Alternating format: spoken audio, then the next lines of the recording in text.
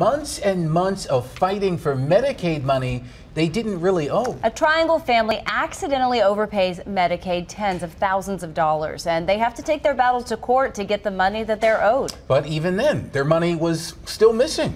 So they turned to I-Team troubleshooter Diane Wilson to get some results. Diane? Guys, you know, this has been a long, expensive, and frustrating fight for this family. One not worth giving up, as we were talking about more than 50 grand at stake. And you know what's been difficult for this family is if the roles were reversed and they owed the state money, the state would have gotten it right away. But for this family, they had to spend thousands in legal fees, and it took months to get the money owed to them. Natalie Lewis, always smiling, bringing so much joy to her parents. She has cerebral palsy, and her aging parents rely on in-home services to help care for Natalie. Since 14 years old, Natalie's had Medicaid and was part of the CAPC program, which covered in-home care. But back in 2009, more than 8 years ago, Natalie's parents received financially devastating news. She was going to lose her Medicaid services, which would mean the in-home care would no longer be covered. Services Natalie's dad, Perry, says they desperately needed. So we had a tough decision to make when we received that notification that she was going to lose her Medicaid unless we paid the monthly deductible. The monthly deductible of more than $750 a month. Perry says while it would be financially tough to pay, they didn't want to lose the services for Natalie, so they dug deep in their pockets and paid the monthly deductible. Every month we had to come up with that money.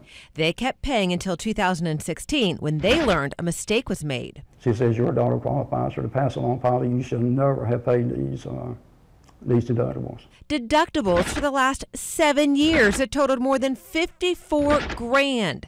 At this point, the state would go back and reimburse the Lewises for 1 year of deductibles. But for the remaining 6 years, the Lewises had to take their fight to court. The sad thing about this is we have to pay for our legal help. The Lewises says it cost thousands of dollars in an entire year. But they won. The judge ruled in their favor, and the state owed them more than $54,000 for retroactive benefits. But even after winning, still no money from the state. I understand the mistakes, but the good moral thing is how you correct a mistake and make it right. And I'm kind of disappointed in how that's been done. I got in touch with Harnett County Social Services, the county who's been handling Natalie's case. They said they've done all they could, and it's now in the hands of the North Carolina Department of Health and Human Services. Despite repeated attempts there, the state said they couldn't comment. But after that contact, it didn't take long for the Lewises to finally get welcome relief.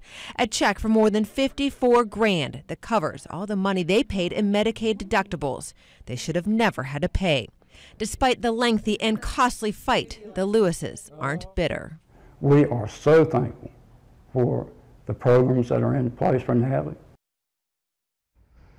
What a beautiful smile there. Now, the Lewises say they are speaking out to let other families know about the Medicaid pass-along policy. As Perry says, if they would not have paid those deductibles, they would have been forced to put Natalie in a facility. And guys, this is a good reminder, no matter what type of insurance you do have, if you're denied services, explore your appeal options as well. It's been a lengthy battle for the Lewises. It has paid off in the end, and they say it's been worth it.